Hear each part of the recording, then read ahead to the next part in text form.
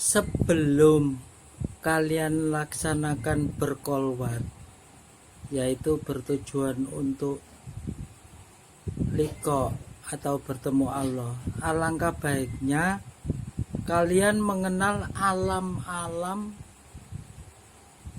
yang Allah ciptakan. Karena apa? Mungkin loh ya, kalian ditaruh sama Allah di alam malakut. Apa itu alam malakut? Mungkin ditaruh di alam goibi. Apa itu alam goibi? Maka dari itu saran saya, kenali alam-alam yang diciptakan Allah sebelum kita laksanakan kolwat. Mari kita bahas bersama tentang alam yang diciptakan Allah. Ada alam apa saja?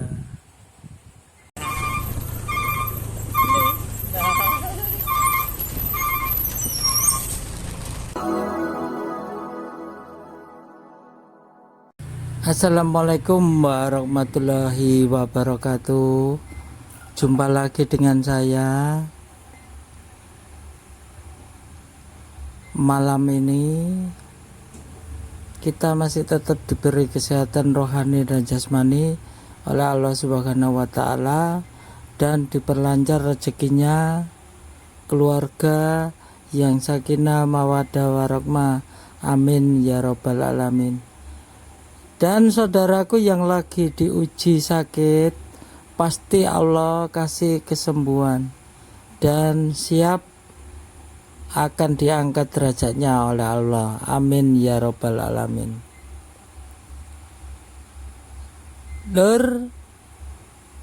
Di kali ini ada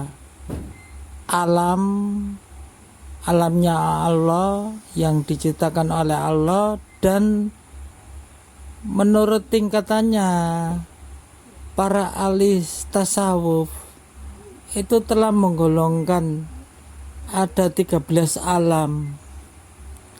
Maka dari itu sebaiknya kita paham sebelum kita berkolwat. Karena apa? Di saat kita kolwat itu kita nggak bisa apa-apa, kita hanya pasrah, keputusan Allah ditaruh di alam mana gitu loh. Jadi alangkah baiknya kita mengerti dan kita paham. Selama ini mungkin kita pernah mendengar tentang nama-nama alam yang mungkin masih asing bagi kita, ya toh, seperti alam mulk, alam nasut, alam jabarut, alam lohut, dan lain sebagainya. Di sini kita belajar bersama untuk menjabarkannya, menambah wawasan, ilmu pengetahuan, dan ini sangat penting khususnya bagi penggemar thariqat dan yang ingin berkolwat. Yang satu itu ada alam mulk. Alam al-mulk adalah istilah dari suatu alam yang tingkat kedekatannya dengan aspek Allah adalah yang paling rendah dalam wujudnya, terbagi menjadi dua, yaitu yang tertangkap oleh indera jasad dan yang gaib, dalam arti tidak tertangkap, tidak terukur bagi indera dan jasad. Jadi karena keterbatasan panca indera dan jasad kita, maka wujud yang sebetulnya bukan penghuni alam-alam yang lebih tinggi dari alam mulk, tetapi juga tidak tertangkap kemampuan indera atau jasad kita. Yang terukur oleh indera atau jasad, contohnya tubuh, jasad manusia, jasad hewan, jasad tumbuhan, penghuni alam muluk. Yang tidak terukur oleh indera atau jasad, contohnya adalah para jin dan segala kehidupannya. Jin dengan segala kehidupannya bisa dimengerti oleh indera-indera malakut, indera-indera an-nafs atau jiwa. Manusia adalah satu-satunya ciptaan Allah Subhanahu wa Ta'ala yang memiliki potensi menyatukan ketiga penghuni tertinggi dari alam Jabarut, alam malakut, dan alam mulk dalam dirinya. Bahkan untuk itu Allah menambahkan perangkat kolbu atau hati yang dapat melintas ke alam malakut sehingga alam mulk jadi kolbu atau hati adalah bagian dari diri kita yang dapat kita gunakan dengan seizin Allah Subhanahu wa Ta'ala sebagai penciptanya. Untuk memahami kejadian-kejadian alam malakut maupun menjembataninya dengan indera atau jasad kita. Ketiga penghuni alam tersebut dalam diri kita, ruh, an-nafs, jiwa, dan aspek jasad kita maksudnya, plus kolbu, hendaknya kita optimalkan sesuai hukum alamnya masing-masing agar pengabdian atau ubudiyah kita kepada Allah Subhanahu wa Ta'ala Rabbul Alamin bisa sesuai seperti yang Dia atau Allah minta. Yang kedua adalah ada yang namanya alam nasut. Alam nasut ialah alam yang terlihat oleh mata zahir kita, alam jasmani yang isinya manusia, hewan, pohon-pohonan, asalnya dari unsur air, kejadiannya dari nafsu sawiyah, bening keluarnya dari mata, wataknya bisa melihat, ilmunya pada tingkat syariat, akalnya mencari, dan orang-orang ilmu pengetahuannya masih di alam nasut ini. Biasanya orang tersebut hatinya masih lalai atau masih tidur. Ilmu pengetahuannya masih didapatkan dari orang lain atau orang awam, bukan bersumber dari dirinya sendiri. Ibaratnya sebuah bak air isinya berisi air kalau diisi saja, tetapi kalau tidak diisi ia akan kosong dan kering. Dan orang pada tingkatan ini pada umumnya mudah sekali dihasut hidupnya hanya mengikuti pada pandangan umum saja, tidak mempunyai pegangan dan prinsip sendiri, karena yang dipakai basaria. Alam berikutnya yang ketiga yaitu alam Jabarut. Alam Jabarut adalah alam yang tidak terlihat oleh mata zahir, yang disebut juga alam rohani. Isinya ada jin, ada bangsa siluman. Asalnya dari unsur api, kejadiannya dari nafsu amarah panas, keluarnya dari telinga, wataknya bisa mendengar, ilmunya tingkat torehot, akalnya patuh melakukannya.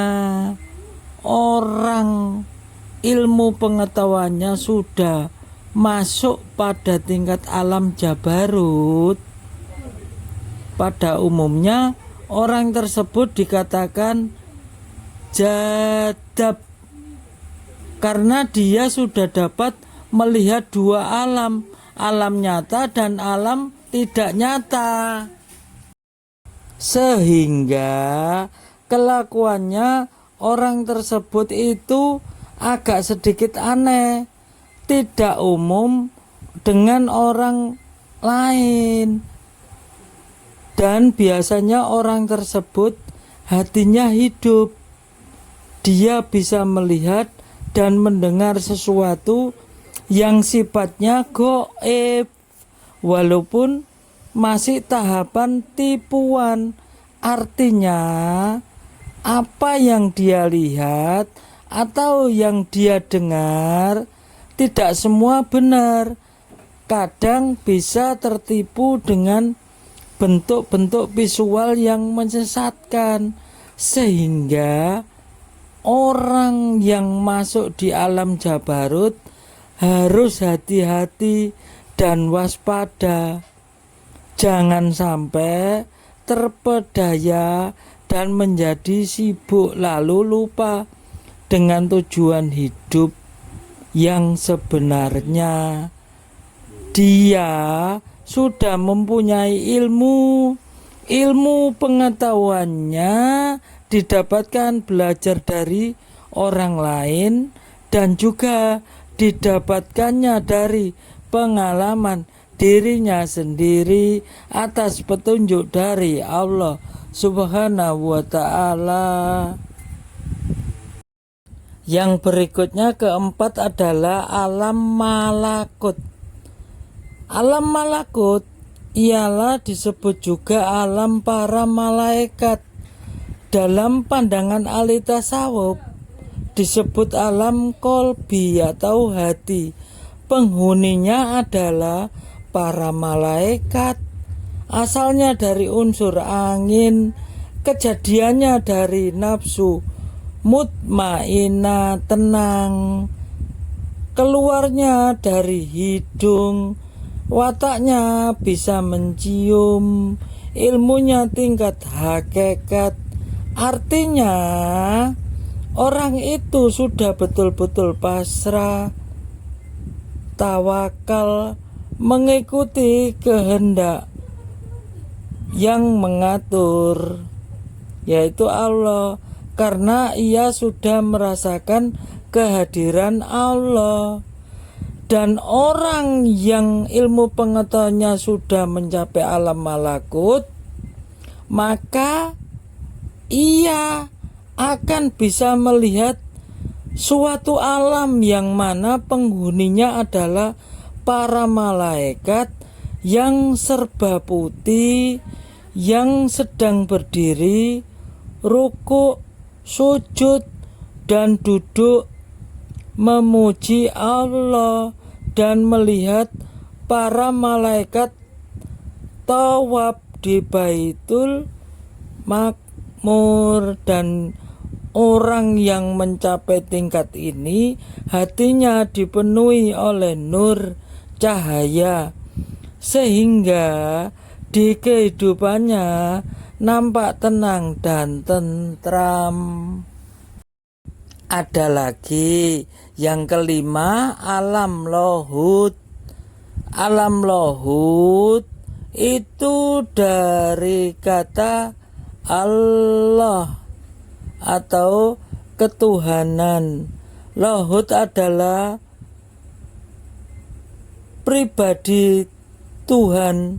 Alam lohut terkadang disebut pula alam Isa, alam keagungan, sebagai bagian dari nama sifat Allah Subhanahu wa Ta'ala. Ia merupakan Al-Khaliq, sang pencipta. Dalam katanya dengan dunia dan akhirat sebagai Tuhan pribadi atau sebagai pribadi yang mendengarkan permohonan, yang mematikan, yang menghidupkan, yang memberi penghidupan, yang mencipta, dan yang menerima tobat. Alam lohut ini adalah martabat, artinya tidak ada pernyataan maka dinamakan alam lohut. Itu adalah asma zat, artinya asma zat Allah. Tidak ada zat yang belum bernama Allah, hanya dengan bernama zat. Zat apa? Zat ahadiyah. Alam lohut ini adalah tingkatan alam yang paling tinggi. Itulah sebabnya malaikat Jibril pun tak mampu sampai kepada alam lohut ini. Sewaktu malaikat Jibril mengantarkan Rasulullah sewaktu malam, di malam Isra Mi'raj, maka Jibril hanya dapat mengantarkan hanya sampai Sidratul Muntaha.